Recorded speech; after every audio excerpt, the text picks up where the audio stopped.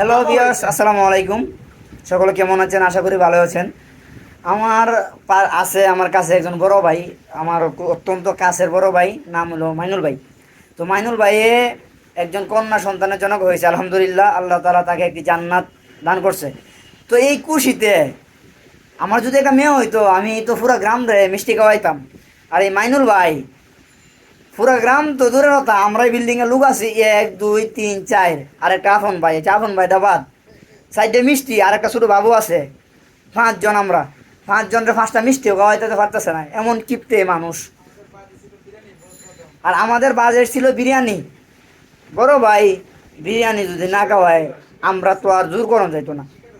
স্বীকার করছেও, দেখেন কত বড় জামাতপন্থী লোক, স্বীকার করছেও যেন বিরিয়ানি খাওয়াইব। আচ্ছা ঠিক আছে, বিরিয়ানি বেতন পাওয়ার পরে বিরিয়ানি খাওয়াইবা।